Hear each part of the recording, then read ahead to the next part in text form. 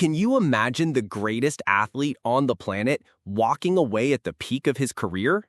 The world froze when he said he wouldn't play anymore. But no one expected that 2 years later, he'd return with just 2 words. 2 words that would forever change the history of sports. I'm back.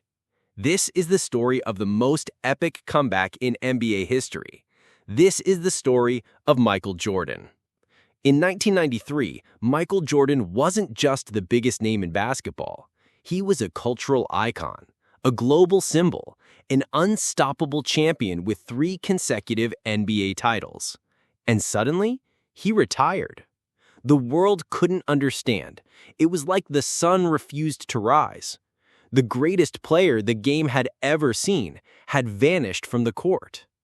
From the outside, Michael Jordan had it all. He was the face of the NBA, a cultural icon, and a 3-time champion at the peak of his powers. Millions cheered his name, and the media crowned him as the greatest to ever play the game. But behind the scenes, his world was quietly falling apart. In July 1993, tragedy struck. Michael's father, James Jordan, was murdered in a senseless act of violence. He'd pulled over to rest on the side of a highway and never woke up. For Jordan, it wasn't just the loss of a parent, it was the loss of his foundation. James wasn't just a father. He was Michael's mentor, his compass, his greatest supporter. He'd guided Michael through every phase of life, from childhood dreams to NBA stardom. They were inseparable, bound by a deep friendship and a shared sense of purpose. When James died, something inside Michael broke. Basketball no longer felt the same. The court, once his refuge, now echoed with absence. Every layup, every jump shot, every cheer from the crowd reminded him of who wasn't there to see it. The game became a source of pain instead of joy. He kept playing for a short time after the tragedy, but the fire was gone. The hunger that once drove him to greatness had vanished. And when he sat in front of the press to announce his retirement later that year, his voice was calm but final. I just feel I need to step away. I've lost the desire. I've lost the hunger. The world was stunned. But for Jordan, stepping away wasn't just a career move. It was survival. Have you ever felt like that? Like your entire sense of direction was ripped away by something you didn't choose? Like you woke up one day and no longer recognized the world around you? Drop a comment below and share your truth. Yes, I know what that feels like. You're not alone. Even the strongest among us sometimes need to step away, not to give up, but to find the strength to begin again. After walking away from basketball, Michael Jordan didn't just disappear from the spotlight. He went searching for something deeper, something personal. While the world tried to make sense of his retirement, Jordan made a quiet and unexpected move. He signed a contract with the Chicago White Sox and began training for a career in professional baseball. To many, it seemed bizarre. Why would the most dominant basketball player in history suddenly switch sports? The media speculated endlessly. Some called it a publicity stunt, others dismissed it as a midlife crisis. But the truth was far more intimate. Baseball wasn't a random choice. It was a dream he had shared with his father, James, since childhood. Before basketball took over his life, Michael had played baseball as a boy. His father always believed he could have gone pro in that sport too. So when James was taken from him, Jordan wasn't looking for cameras or headlines. He was searching for connection, a way to be close to his father again. The baseball field became a place of healing, a space where he could grieve privately while honoring a bond that went beyond fame or trophies. He joined the Birmingham Barons, a minor league affiliate of the White Sox. He wasn't great. At times, he struggled, but he showed up every day, worked hard, and accepted the challenge with humility, knowing that critics were watching, waiting for him to fail. And while Jordan tried to find his rhythm on the diamond, the Chicago Bulls tried to move on without him. They had talent, they had strategy, but something essential was missing. The soul, the fire, the edge. Without Jordan, the Bulls were just another team. Competitive, yes, but no longer extraordinary. The gravity he brought, the fear he instilled in opponents, the leadership he offered in the locker room, all of it was gone. In many ways, the NBA itself felt incomplete. Michael Jordan hadn't just left the game. He had taken the magic with him. Have you ever stepped away from something not because you didn't care, but because you cared so deeply it hurt to stay? If so, tell us in the comments. I've had to walk away to heal. Because sometimes stepping back isn't running from the pain. It's the only way to find the strength to one day return. By early 1995, the NBA had settled into a new normal, a world without Michael Jordan. The league had rising stars, highlight reels, and full arenas, but something still felt off. The electricity wasn't the same. The mystique that had surrounded the Bulls had faded.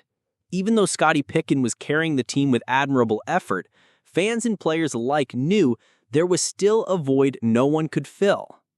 Then the whispers began. First, it was small talk, vague, unconfirmed murmurs. Jordan's been spotted at the Bulls' practice facility. He's been playing pickup games again. He doesn't look rusty at all. Reporters picked up fragments of conversations. Teammates offered nervous smiles when asked. No one would confirm anything on the record, but the silence felt heavier than denial. Behind the closed doors, something was happening. He was showing up to practices, quietly. No press, no cameras, just Jordan, a basketball, and a hunger that hadn't gone away. It had just been sleeping. To those who saw him in person, the signs were unmistakable. The way he moved, the way he talked, the way he competed, even in informal scrimmages. It was as if the months in baseball had reignited something in him, not extinguished it. Whispers turned into questions. Questions turned into speculation. Speculation became hope. The fans, the press, even his former teammates, all of them started asking, is he really coming back? Still, nothing was official. Then on March 18th, 1995, the rumor stopped.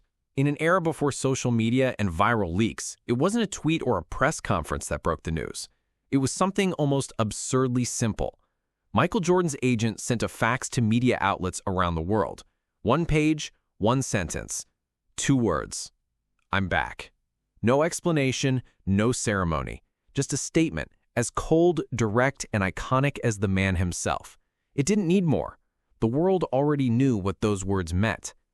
Michael Jordan was returning to the NBA, and everything was about to change. Have you ever reached a moment when you knew, deep in your bones, that it was time to return? Not because others expected it, but because you knew you had something left to do.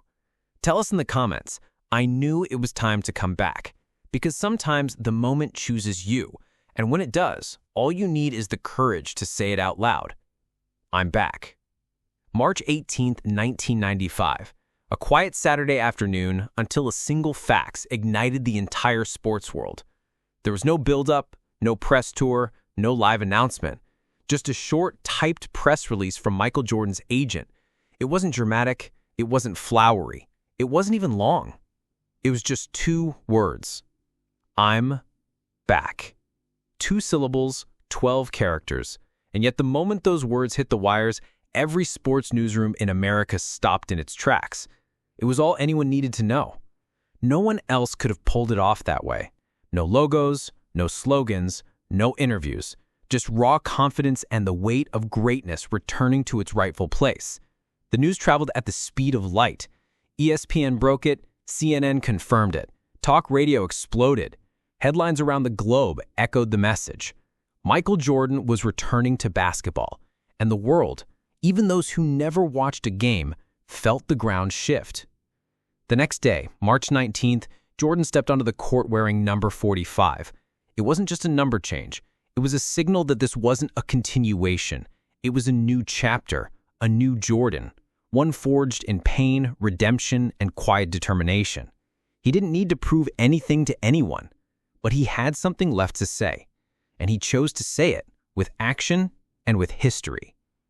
Now ask yourself, if you were returning to something that once defined you, if you were reclaiming a part of yourself that had been lost, if the world had doubted you, forgotten you, or moved on, what would your 2 words be?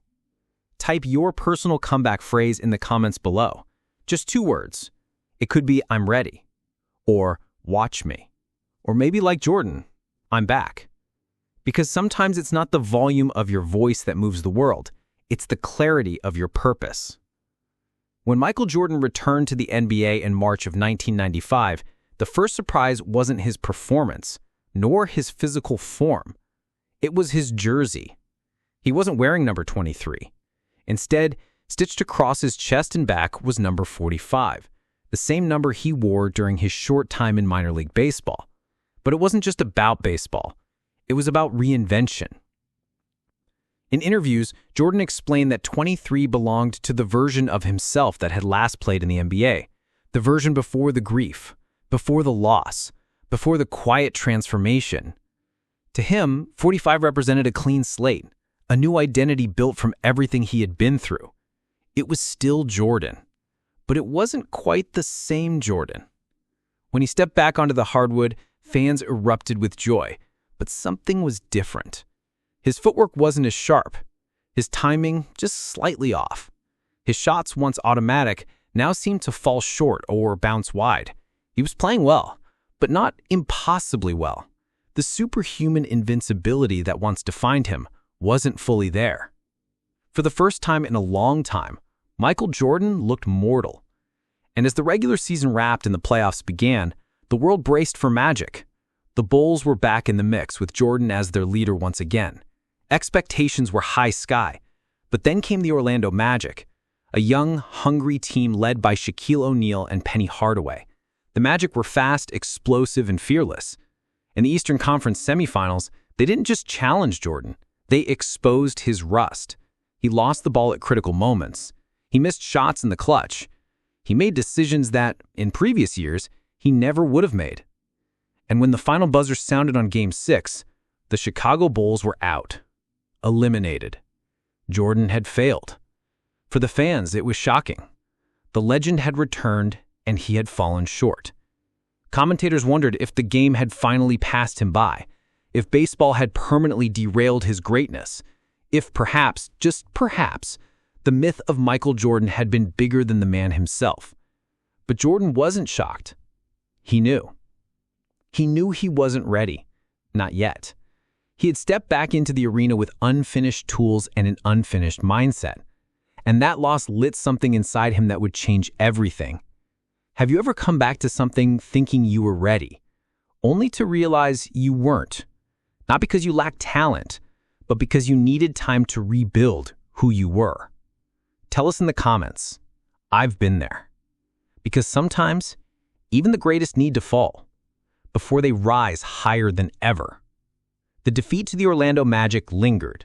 For most players, a second-round playoff exit after an 18-month retirement would have been understandable, even excusable. But Michael Jordan wasn't most players. He took it personally. The mistakes he made, the missed shots, the turnovers, they replayed in his mind like a loop he couldn't turn off. He didn't make excuses. He didn't deflect blame. Instead, he made a choice. To suffer. To confront it. To respond. That summer, while other players rested or vacationed, Jordan vanished into the shadows of the gym. No interviews, no commercials, no distractions. Just sweat.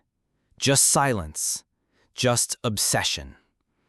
He trained like a man possessed, 6 hours a day, 7 days a week. He rebuilt his body, shedding the baseball frame and reconditioning himself into the lean, explosive athlete he once was. But this time, it wasn't just about physical preparation. He was also rebuilding his mind. The killer instinct that once made him feared had been dormant during his time away. Now, it was awake, and it was hungry. He studied film relentlessly. He analyzed opponents. He sharpened his focus to the edge of madness. And then came the moment. He opened his locker. Inside hung a jersey. Not 45, but 23. He didn't say a word. He didn't need to. Number 23 wasn't just a number. It was a declaration. A signal that the old Jordan, the relentless, merciless, unshakable force, had returned. But even more than that, he had evolved. He was more focused, more dangerous, and more motivated than ever before. He wasn't just back in shape. He was back in spirit, back in soul. He had felt the sting of defeat. He had tasted humility, and now he had a mission. The mission wasn't just to win. It was to dominate, to restore order, to remind the world what greatness really looked like. And when the 1995-1996 NBA season tipped off, Michael Jordan walked onto the court not just as a player returning to the league, but as a man ready to reshape it. Have you ever gone through a moment so humbling that it made you rebuild yourself from the inside out? Not because the world doubted you, but because you demanded more of yourself? Drop a comment below. That was my summer of obsession. Because sometimes your lowest moment doesn't mark the end. It marks the beginning of your most powerful transformation. What followed the summer of obsession wasn't just a comeback. It was a warning shot to the rest of the league. The 1995-1996 Chicago Bulls weren't built to compete. They were built to crush. With Michael Jordan back in peak form, wearing number 23 like armor, the Bulls began their season with a force that felt supernatural. Every possession, every game, every opponent. It was as if Jordan had rewritten the laws of dominance. But he wasn't alone. Scottie Pippen, still one of the league's most versatile and elite players, was in his prime. And newly added to the roster was Dennis Rodman, the league's most tenacious rebounder and defensive disruptor. His unpredictable energy combined with Jordan's focus and Pippen's consistency gave Chicago a kind of balance they had never had before. They were relentless. They won with precision. They won with grit. They won with grace. And they didn't just win. They shattered expectations. 72 wins, only 10 losses. The best regular season record in NBA history at the time. But it wasn't just the numbers that told the story. It was the way they played. They silenced arenas. They demoralized opponents. They turned every game into a clinic. Night after night, Jordan was surgical.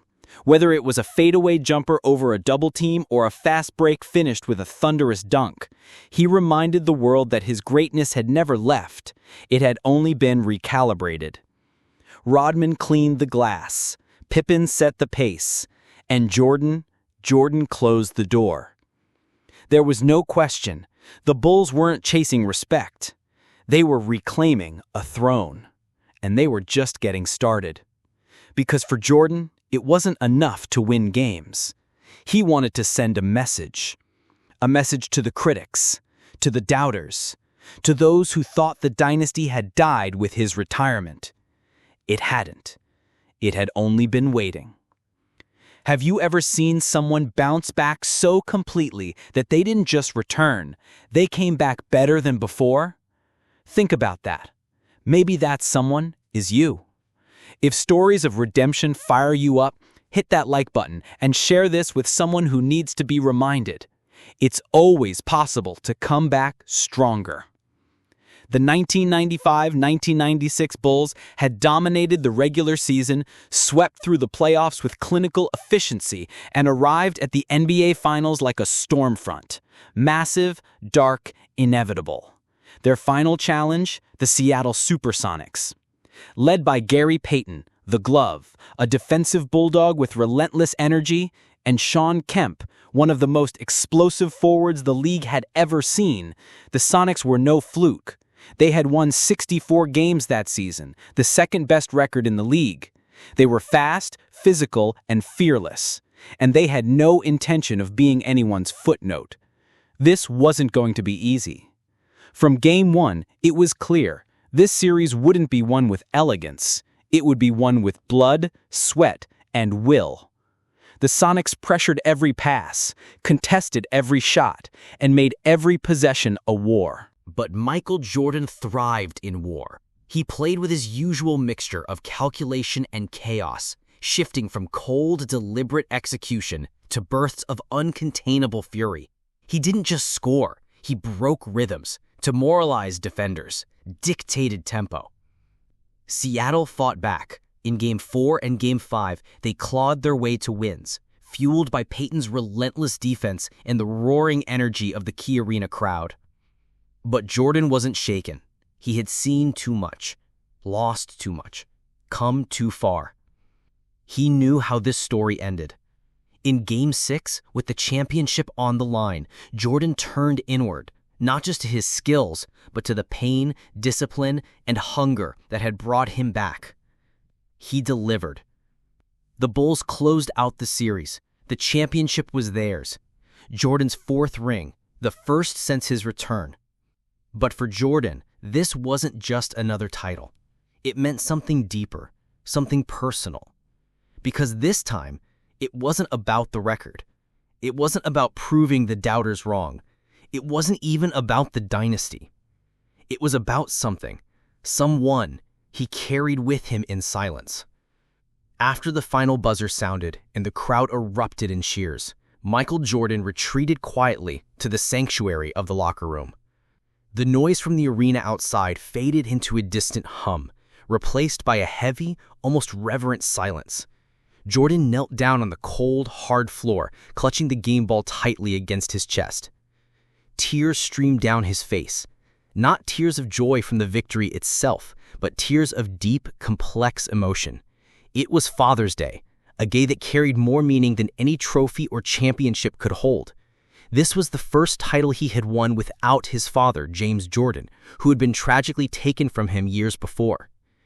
In that moment, the locker room wasn't just a place for celebration. It was a sacred space for reflection and healing. Jordan's victory was far more than a championship ring. It was a silent tribute to the man who had shaped him, guided him, and believed in him even when others doubted. Every drop of sweat, every sacrifice, every ounce of pain on the court was now intertwined with memories of his father's encouragement and love. The silence around him spoke volumes. It was the sound of a son honoring his father's legacy in the only way he knew how, by becoming the greatest. No words were spoken in that quiet room, but the weight of what this moment meant filled every corner. It was a victory etched with sorrow, strength, and an unbreakable bond that transcended the game itself. After his triumphant return and that deeply emotional first championship without his father, Michael Jordan and the Chicago Bulls were far from finished. In the years that followed, they went on to dominate the NBA landscape once again, winning 2 more consecutive titles in 1997 and 1998. These victories weren't just wins. They were the crowning achievement of a dynasty that would define basketball for generations. During this final trilogy of championships, Jordan gave the world moments that transcended sport and entered the realm of legend. One of the most unforgettable was the iconic flu game in the 1997 finals, a display of pure willpower and determination. Despite being gravely ill, Jordan carried his team on his shoulders, pouring every ounce of strength into a performance that has since become a symbol of resilience and mental toughness.